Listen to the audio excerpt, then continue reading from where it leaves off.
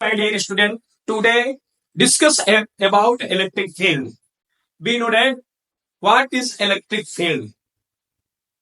The area around a charged particles, the area around a charged particle in which and other charged particles experience electric field is known as electric field. The area around a charged particle in which another charged particles experience electric force is known as electric field. जैसे कि हम मान लेते हैं कि कोई charge particles आपका हो गया क्यू। अब इस चार्ज पार्टिकल के इस एरिया में कोई एन अदर चार्ज पार्टिकल्स आ जाता है और इलेक्ट्रिक फोर्स का अनुभव करने लगता है, यानी कि एक्सपीरियंस इलेक्ट्रिक फोर्स। अगर इनके बीच इलेक्ट्रिक फोर्स का अनुभव होने लगे तो आप समझ लीजिए कि आपका इलेक्ट्रिक फील्ड उतने दूरी में काम कर रहा है।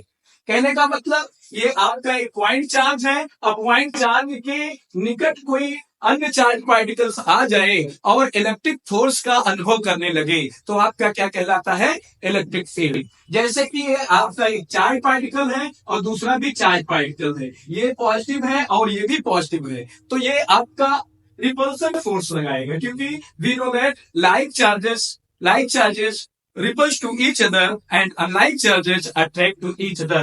So plus Q and plus Q charge repulse to each other, and plus Q and minus Q charge attract to each other. So we can say that positive and positive charge repulse to each other, positive and negative charge attract to each other. So we can say that, इस प्रकार से हम कह सकते हैं कि आपका जो धनात्मक आवेश है और धनात्मक आवेश एक दूसरे को, धनावेशित आवेश एक दूसरे को प्रतिकर्षित करते हैं और आपके पॉजिटिव और नेगेटिव आवेश एक दूसरे को आकर्षित करते हैं। यानी कि किसी आवेश के चारों ओर का वह क्षेत्र जिसमें अन्य आवेश आ जाए और वह वैद्युत बल का अनुभव करने लगे, आपका वैद्युत क्षेत्र कहलाता है। यानी कि ये आपका वैद्युत क्षेत्र कहलाता है।